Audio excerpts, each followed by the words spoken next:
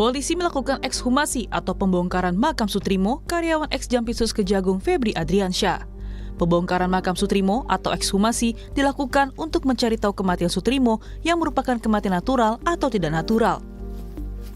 Ekshumasi selama 3,5 jam melibatkan spesialis forensik mediko-legal, lab forensik, lab toksiologi UI dan UNAIR, serta ahli DNA. Puluhan sampel diambil untuk dibawa ke laboratorium. Dalam pelaksanaannya, tim telah melakukan pembongkaran makam, pemeriksaan luar jenazah, pemeriksaan dalam atau otopsi, serta pengambilan sampel untuk pemeriksaan lebih lanjut. Sampel yang telah diambil selanjutnya akan menjalani pemeriksaan laboratorium, baik melalui laboratorium forensik Polri maupun laboratorium dari unsur akademik ataupun universitas, sesuai bidang keahlian masing-masing, termasuk untuk pemeriksaan toksikologi, DNA, dan jaringan. Keluarga Sutrimo tidak menghadiri pembongkaran makam. Keputusan ini didasarkan pada kondisi psikologis sehingga ekshumasi hanya diwakili kuasa hukum. Kuasa hukum keluarga menyebut secara umum jenazah dalam kondisi baik sehingga memudahkan upaya pencarian penyebab kematian. Tanah juga diambil sampel dan lain-lain. Terakhir saya melihat itu ketika jenazah sudah diangkat. Posisi jenazah saya lihat sih masih dalam bentuk masih terbungkus kain kapan ya. Masalah apakah di dalamnya kayak apa, kita juga akhirnya keluar karena memang itu sudah mulai bekerja mencari sampel-sampel seperti itu. Keluarga ada yang datang? Gak ada. Memang udah keputusan gak tega. Ya. Mewakili ex-Jampitsus Febri Adriansyah, kuasa hukumnya menyampaikan duka cita atas meninggalnya Sutrimo.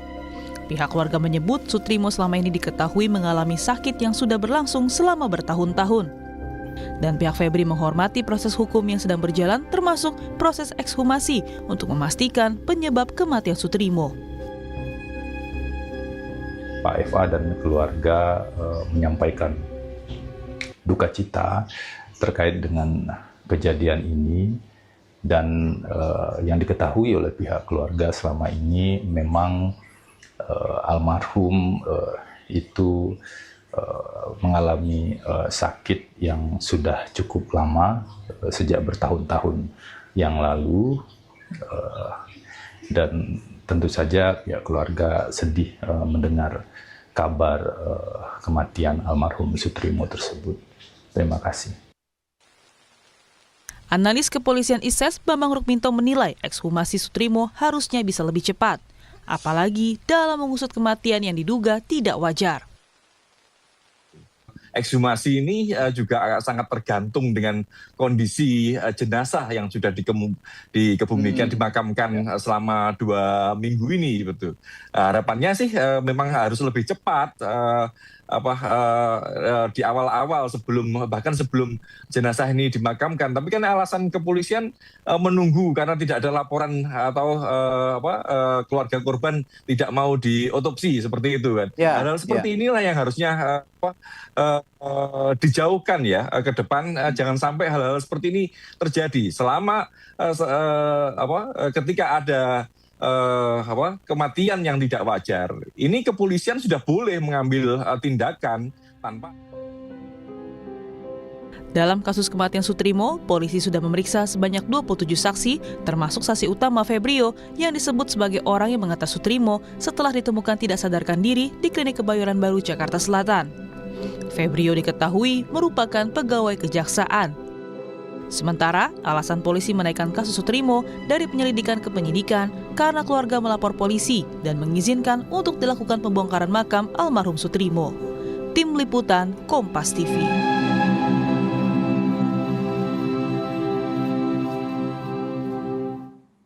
Proses ekshumasi jenazah Sutrimo telah selesai dilakukan dengan didampingi dokter forensik. Hasilnya pun akan diketahui 2-3 pekan.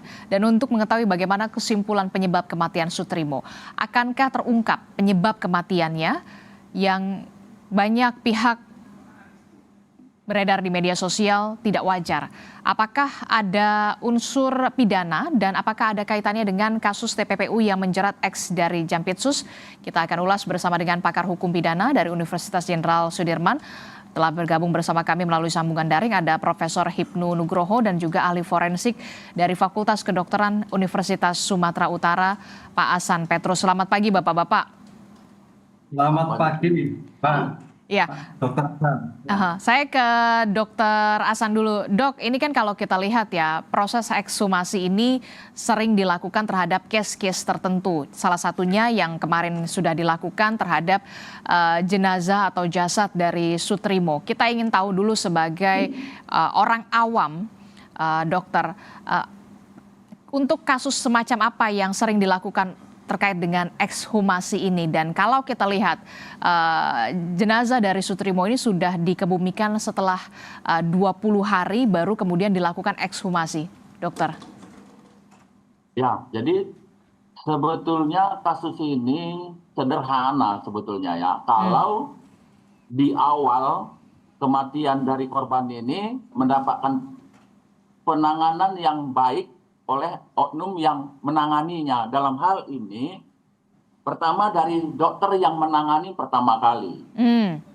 Jika korban ini sudah meninggal baru dibawa ke rumah sakit, mestinya korban ini atau pasien ini dirujuk ke dokter forensik untuk mendapatkan pelayanan penyebab kematian. Itu satu. Yang kedua, dari rumah sakit itu sendiri, mestinya punya SOP bahwa pasien atau korban yang meninggal di luar rumah sakit itu mesti dirujuk atau ditanganin oleh dokter forensik. Dan yang ketiga, polisinya sendiri. Ketika korban ini mati tidak wajar, mestinya ini segera dibawa ke instalasi kedokteran forensik. Nah, ketiga inilah yang sebetulnya awal dari kasus ini yang membuat menjadi rumit sampai saat ini sehingga dilakukan ekshumasi. Nah, kenapa dilakukan ekshumasi? Pertama, biasanya pada pemeriksaan awal itu tidak jelas. Yang kedua, kalau pada pemeriksaan awal itu menimbulkan perdebatan. Dan yang ketiga, ketika pemeriksaan awal itu tidak dapat diterima oleh pihak-pihak tertentu. Sehingga itulah indikasi ekshumasi. Dan ini menjadi protap di dalam kedokteran forensik. Ketika korban itu meninggal yang masih membutuhkan barang bukti yang lain, maka dilakukanlah ekshumasi. Walaupun sebetulnya ekshumasi ini sangat tidak kita harapkan sekali. Tapi itu memang sudah prosedural. Dan kita berharap hasilnya masih baik. Setelah 20 hari dikebumikan? Ya, kita berharap 20 hari itu masih cukup mampulah untuk mendeteksi apa saja yang terjadi pada tubuh korban ini. Terlebih dalam kasus ini kan ada dua kemungkinan sebetulnya. Pertama adalah mati tidak wajar yang kita temukan atau ditemukan waktu itu ada buih halus. Dan perkiraan itu sebetulnya adalah kemungkinan kalau itu tidak wajar karena keracunan. Ya kita berharap nanti racunnya masih bisa lah. Dan kalau yang kedua, karena ini kan karena penyakit. Karena penyakit pun, kalau itu dia meninggal bukan di rumah sakit atau di rumahnya, ini di tempat umum, maka patutlah dari awal itu diduga ada unsur tindak pidana. Maka perlu dilakukan pemeriksaan kedokteran forensik. Nah, tadi malam ada kalau juga ahli yang menyatakan kenapa ini sudah masuk dalam penyidikan. Mestinya dari awal itu sudah masuk dalam penyidikan. Karena korban ini mati tidak wajar atau mati tiba-tiba yang tidak di tempatnya atau di tempat umum. Patutlah itu menjadi penyidikan. Ada unsur saya ingin ke Prof. Hipnu. Prof. Hipnu, menarik. Sebenarnya tidak perlu dilakukan ekshumasi ketika memang dari awalnya ini sudah ditangani dalam tanda kutip ya, sesuai dengan SOP begitu ya. Tapi dari sisi hukum, ini kan ekshumasi ini dilakukan setelah adanya laporan dari keluarga Sutrimo, termasuk juga polisi menaikkan dari penyelidikan ke penyidikan. Nah, bagaimana dari kalau melihat dari sisi hukum, sebenarnya bisa nggak sih jenazah Sutrimo ini seperti yang tadi dikatakan oleh Pak Ahsan, tidak perlu dihekshumasi, seharusnya dari awalnya kalau memang sesuai dengan prosedur ini sudah bisa secara terang benderang diungkap. Ya, gini Mbak Adesti. Jadi apa yang disampaikan Dr. Ahsan itu betul. Dalam ilmu pembuktian, khususnya di pra-adjudikasi, kecepatan seorang penegak hukum untuk mengidentifikasi itu nomor satu. Dalam teorinya kan begitu. Apa yang terjadi? Orang meninggal. Di mana? Jam berapa? Tempatnya apa? Penyebabnya apa? Lah ini baru melihat penyebabnya apa. Lah, penyebabnya itu adalah sekarang lagi dilakukan dengan otopsi. Harusnya otopsi dulu, Mbak. Apa itu otopsi? Dari kata otopsi, melihat sendiri. Kan gitu lah. Dalam dunia medik, Dr. Hasan kasih tahu, otopsi itu ada otopsi anatomik, otopsi klinik, otopsi forensik. Kalau anatomik itu mahasiswa kedokteran, klinik untuk penyakit, ini forensik lah. Disitulah ada keraguan, matinya kena apa? Oh, karena matinya mungkin karena racun atau sakit. Berarti sejak awal, ketika sebagai pembuktian awal itu lebih cepat, lebih baik. Karena ini akan berkurang. Walaupun dalam kacamata medis itu setiap orang pasti ditemukan jejaknya. Nah, oleh karena itu walaupun sudah 20 hari, 10 hari, saya kira suatu yang sangat bisa ditentukan matinya kenapa. Ada dua dimensi, karena kemarin sakit atau karena busa. Loh, justru busa ini masih bisa terdeteksi atau tidak. Karena ini juga masuk kualifikasi toksikologi ini. Kalau memang ada yang terjadi. Nah, di sini baru mencari dalam konsep pembuktian itu adalah apa yang terjadi. Oh, pembunuhan. Belum lagi siapa nanti yang membunuh. Ini ada 2 PR, Mbak. 2 PR. Kalau itu pastikan nanti pembunuhan, berarti siapa yang membunuh. Nah, dalam siapa yang membunuh ini, kayaknya kesulitan tentang bukti primer. Bukti primer itu bukti yang terjadi ketika itu melakukan suatu tindakan. Tadi Dr. Hasan mengatakan orang yang mengantar. Apakah itu yang terjadi? Saya kira terlalu dini. Nah, disitulah yang akan dilakukan nanti bukti primer yang sekarang harus dicari dulu. Baru bukti-bukti sekunder. Termasuk terkait ekshumasi ini bukti sekunder untuk mengungkap kembali. Kira-kira seperti itu, Mbak. Oke, tapi kan kalau kita lihat ya, untuk proses otopsi ini juga kan kalau tidak salah perlu izin juga dari keluarga. Pada saat itu keluarga mungkin masih berduka, kemudian tidak mengizinkan untuk otopsi. Pada malam itu juga langsung dikebumikan atau dimakamkan. Ya, dalam konteks kedokteran forensik, ya, otopsi forensik itu memang izin itu sebagai pemberitahuan. Tapi keluarga wajib memberitahu pada mereka. Tapi tidak perlu izin sebetulnya. Dalam KUH baru di dalam pasal 5 BST itu ketika dilakukan otopsi cukup minta penetapan ketua pengadilan negeri. Jadi nggak perlu izin penetapan pengadilan negeri untuk melakukan suatu pengungkapan suatu perkara. Kalau KUHP lama izin, kalau sekarang nggak, cukup penetapan pengadilan negeri izin atas ekshumasi atau otopsi yang dilakukan. Ini suatu terang benderang sebetulnya. Makanya tadi katakan ini agak terlalu lama, ya terlalu lama. Karena ketika itu dalam ilmu pembuktian secepat ketika itu akan bicara akurat. Walaupun memang dimungkinkan masih bukti-bukti yang lain ada, tapi agak sulit untuk mengungkap kembali. Gitu kira-kira. Oke. Ini kita berbicara idealnya kan bisa diungkap pada saat secepat-cepatnya begitu ya, secara terang benderang, menjawab juga publik dan juga menjawab juga pertanyaan juga dari keluarga dari Pak Sutrimo, pastinya almarhum Sutrimo. Nah, saya ingin juga tahu ke Pak Ahsan. Pak Ahsan, tadi kan juga Anda menyebutkan ada dugaan buih di mulut begitu ya, almarhum pada saat diantarkan ke salah satu rumah sakit. Kemudian kalau melihat kondisi pada saat itu begitu ya, apakah mungkin ketika 20 hari sudah dimakamkan, dalam ilmu kita tidak tahu ya, maksudnya apakah zat racun itu begitu ya, kalau memang ada itu masih bisa dideteksi ketika 20 hari sudah dikebumikan atau seperti apa? Kita masih awam untuk sulit menerka-nerka soal ini, Pak Ahsan. Sifat racun tidak sama semua, tapi kita berharap racun yang ada, kalau memang itu akibat racun, ya berharap masih ada. Walaupun mungkin minimal, tapi ketika racun itu ada di dalam tubuh, walaupun minimal, bisa disebut sebagai penyebab kematian. Oke, kita disclaimer dulu, ini masih dugaan ya. Ya. Silakan, Pak. Nah, sehingga apa yang perlu kita lakukan? Ya tentu pemeriksaan terkait dengan racun itu. Oke, untuk sifat racun yang semacam apa yang kemudian masih bisa diketemukan ketika sudah dimakamkan setelah 20 hari begitu, dan apa yang biasanya dicek pada saat ekshumasi? Ini kan ada pemeriksaan luar, dokter forensik mengatakan tidak ada bekas luka kekerasan di jenazah Soetrimo, almarhum Soetrimo. Kemudian untuk pemeriksaan dalam itu biasanya apa saja rangkaiannya, dokter? Racun itu ada bersifat gas, cair, logam. Kalau dia bersifat gas tentu lebih mudah hilang. Tapi kalau dia bentuk logam mungkin lebih mampu bertahan. Nah, kemudian apa yang kita lakukan pemeriksaannya?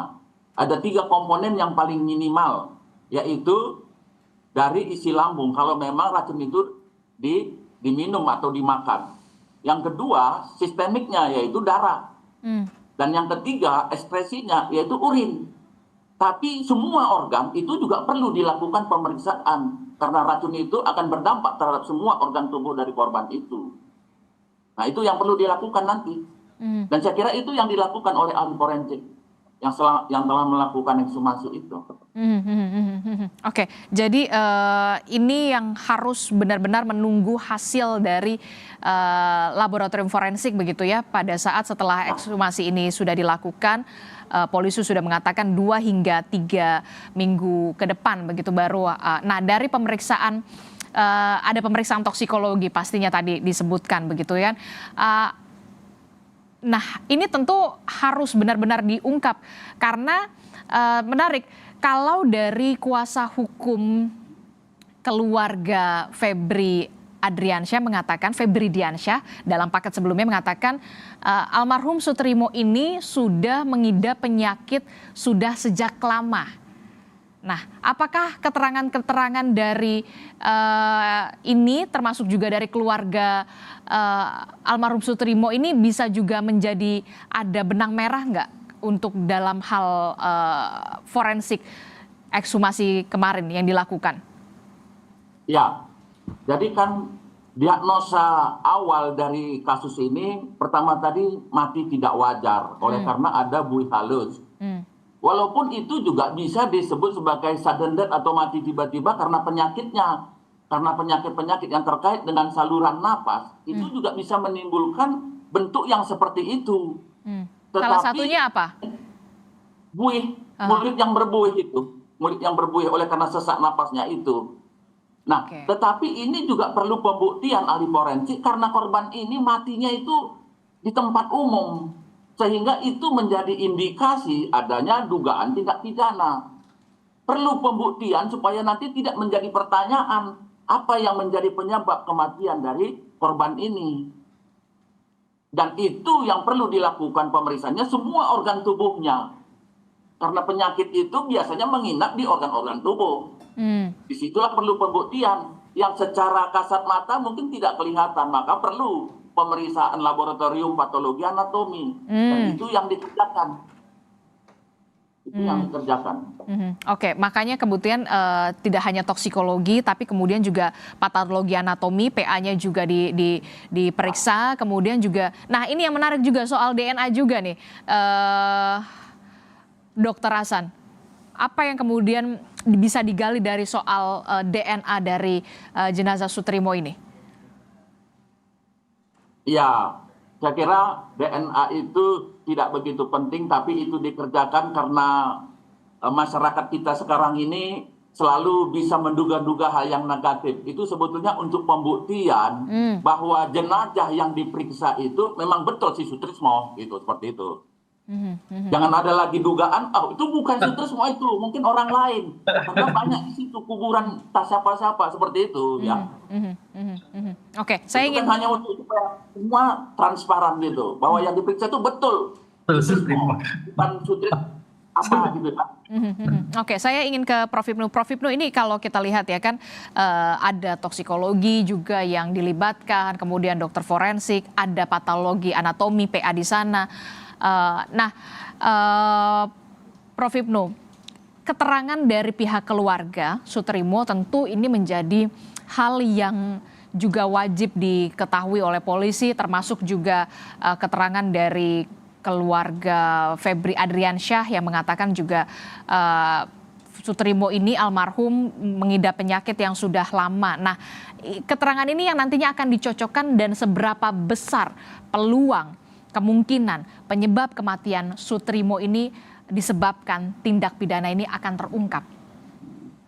Ya, Mbak Desti, dalam ilmu pembuktian ada suatu konsep teori beyond reasonable doubt. Artinya bahwa pembuktian itu harus meyakinkan. Oleh karena itu, sekarang yang menjadi PR penyidik Polda adalah memastikan dari berbagai ilmu-ilmu forensik itu bahwa kematian itu karena adanya suatu penyebab atau karena tidak ada suatu penyebab. Ini yang menjadi dasar. Karena matinya itu karena mati sendiri, tidak ada penyebab, berarti close. Tidak ada suatu masalah hukum. Tapi kalau itu matinya karena faktor X, itu berarti ada si pembuatnya. Nah, disitulah sebagai bentuk tanggung jawab dalam suatu penyidikan, pengungkap perkara tentang suatu jenazah. Oleh karena itu, dalam pembuktian itu dipastikan dengan ilmu-ilmu forensik itu mampu membuktikan bahwa kematian almarhum Pak Trimo itu adalah karena faktor X. Karena ada penyebabnya. Dari penyebab itu apa? Tidak terbantahkan. Makanya dalam ilmu hukum yang dipakai itu. Walaupun kalau kita lihat suatu kekuatan pembuktian, keterangan ahli itu nilainya bebas. Di situ nanti penyidik tinggal, oh ya ada rangkaiannya, oh ada hubungannya. Karena keterangan ahli itu bebas. Bisa dipakai, bisa tidak. Kan gitu. Tapi hasilnya nanti polisi dipakai, oh ya kedokteran, oh yakin. Kemudian ahli lagi dan yakin. Kan itu. Karena dalam suatu ekshumasi, kalau memang nanti ada suatu perdebatan antara keluarga korban dan keluarga Pak AS itu beda, bisa dicek kembali. Itu udah beberapa kasus terjadi sampai ekshumasi kembali Pak Hasan. Ini yang betul yang mana kalau sampai seperti itu? Ini suatu perdebatan. Jadi kalau sekarang ekshumasi itu dari pemerintah, biaya yang terlibat oleh pemerintah. Tapi suatu saat misalkan keluarga korban keberatan atas ekshumasi ini, bisa keluarga korban mengajukan ekshumasi ulang. Dan itu sering terjadi dalam suatu pengungkapan. Mudah-mudahan ini ada hasil yang terakhir. Sehingga bisa meyakinkan pada publik, bisa meyakinkan keluarga korban, dan bisa menularkan pada keluarga yang sekarang jadi masalah sebagai tersangka. Apa penyebabnya? Karena dalam konteks itu yang terjadi tadi saya katakan teorinya, ketika penyebabnya ditemukan, itu harus clear masuk penegakan hukum. Oh, matinya karena faktor obat. Faktornya faktor lain. Oh, matinya karena penyakit, selesai. Disitulah titik awal ekshumasi sebagai bentuk otopsi ursi untuk mengungkap suatu kejahatan. Makanya ilmu itu adalah sebagai mengungkap adanya keraguan kematian. Ragu atau tidak? Kira-kira itu Mbak Esti. Oke, saya tertarik ini kan, ketika ini ekshumasi sudah dilakukan, kita akan tunggu hasilnya, publik tentu saja mengawal terus kasus ini begitu ya. Kita akan lihat bagaimana nanti hasilnya 2 hingga 3 pekan ke depan. Tapi kemudian ketika tanpa mendahului dari hasil begitu ya, nanti mekanismenya akan seperti apa? Ketika hasil sudah keluar, apakah nanti akan ada, kalau ada faktor X begitu ya, nanti akan masuk ke selanjutnya akan seperti apa? Kalau memang ini penyebab kematiannya memang natural, akan seperti apa? Disitulah nanti penyidik begitu menerima hasil bahwa hasil ekshumasi jenazah Pak Trimo kematian adanya karena suatu pembunuhan, karena ada suatu X. Dari kena suatu X itulah maka nanti siapa pelakunya. Nah, disitulah episode kedua. Itu dalam suatu kriminalistik. Makanya dalam ilmu kriminalistik berbagai pertanyaan yang paling ujung itu apa yang terjadi dan siapa yang terjadi. Nah, ketika melakukan apa yang terjadi itu ada suatu pembunuhan, kemudian ada suatu penyebabnya, kemudian siapa yang melakukan. Disitulah yang siapa melakukan itu akan memerlukan bukti-bukti yang lain. Apakah itu bukti primer, apakah bukti sekunder, apakah bukti langsung, tidak langsung untuk menentukan. Nah, ini yang sulit. Nanti seandainya hasil temuan dokter forensik matinya adalah tidak wajar, berarti ada seseorang yang melakukan. Siapa itu? Itu PR tersendiri. Nah, Oke, ketika nanti akan ada bukti baru, berarti juga serta-merta dengan kita harapkan juga dengan ada penetapan tersangka atau seperti apa nanti mekanismenya? Ya, karena jelas kan sekarang kalau penetapan tersangka dalam teori kriminalistik itu kan ada ada objek, ada lokus, ada tempus. Kemudian dari bukti-bukti yang dilakukan, saya kira tidak hanya pada bukti otopsi yang sekarang, tapi di mana TKP itu dilakukan. CCTV-nya ada. keluarga yang terjadi di Jakarta ada nggak? Siapa yang komunikasi?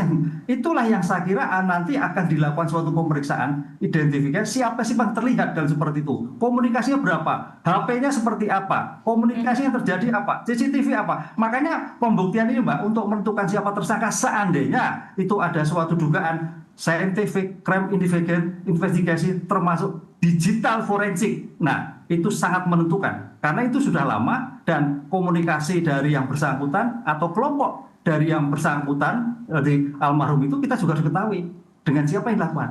Jadi kalau hanya bukti manual agak sulit. Crime investigation kaitannya digital forensik untuk menentukan komunikasi itu sangat menentukan. Bagi penyidik untuk melakukan siapa sebetulnya seandainya itu ada pelakunya.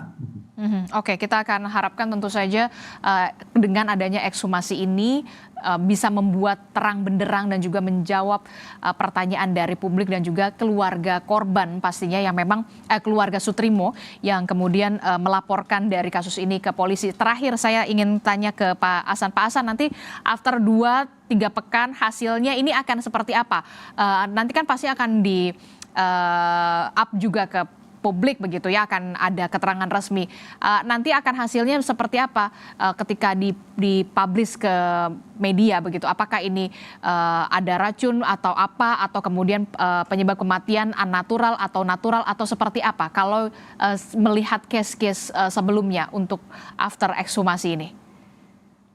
Ya, jadi kalau nanti sudah ada hasil dari pemeriksaan ahli kedokteran forensik, maka ada 2 kemungkinan. Pertama, korban ini mati oleh karena penyakitnya. Maka itu akan disampaikan kepada keluarga dan baru disampaikan kepada media. Itu biasanya. Tapi kalau itu ada dugaan pembunuhan, maka itu biasanya polisi langsung melakukan penyelidikan tanpa pemberitahuan ke yang lain. Biasanya seperti itu. Oke, kita akan tunggu juga, termasuk juga ini yang masih ditunggu juga oleh publik dan juga keluarga dari Sutrimo adalah barang-barang pribadi milik almarhum ya, Prof. Ibnu, seperti HP, dompet dan juga masih dipertanyakan juga soal dokumen formulir kronologi kematian. Prof. Ibnu, singkat saja soal barang-barang pribadi Sutrimo yang sampai saat ini masih dipertanyakan kemana keberadaannya. Ya, itu juga harus dicari karena itu akan membuat relevansi dari suatu kasus. Karena dalam suatu bukti itu tidak berdiri sendiri. Kapan suatu bukti bernilai? Apabila berkait dengan bukti yang lain, apabila berkait dengan saksi lain, apabila berkait dengan ahli lain. Nah, dengan kronologi tentang bukti-bukti yang terkait itu akan menjadikan suatu bahwa A pelakunya, B pelakunya, C pelakunya, tidak, pelakunya masih dalam suatu pengejaran. Disitulah Mbak, saya kira PR Polda Metro sangat berat dalam seperti ini karena memang dalam suatu tantangan yang informasinya tidak diketahui baru berujung pada ekshumasi. Dari itulah yang akan menentukan seandainya nanti ada pelakunya siapa, itulah yang akan bukti-bukti sekunder. Saya kata bukti sekunder, dompet, HP, keterangan, komunikasi, lingkungan dan sebagainya itu akan membuat terang sebetulnya siapa pelakunya. Itu yang paling sulit untuk menentukan. Oke, kita akan tunggu tugas dari polisi akan seperti apa, khususnya Polda Metro Jaya yang saat ini menangani dari kasus ini. Terima kasih pakar hukum pidana dari Universitas Jenderal Sudirman, Profesor Hipnu Nugroho, dan juga ahli forensik dari Fakultas Kedokteran Universitas Sumatera Utara, Dr. Asan Petrus juga telah bergabung bersama kami. Sehat selalu Bapak-Bapak, Assalamualaikum, selamat pagi. Saudara, informasi penting dan juga menarik lainnya masih akan kami hadirkan, salah satunya dari informasi militer Amerika Serikat yang menembakkan rudal ke kapal kargo komersial di Teluk Oman karena dituduh nekat menerobos jalur blokade pelabuhan Iran. Aksi ini diklaim Presiden Donald Trump jika Amerika Serikat masih punya kendali penuh atas Selat Hormuz.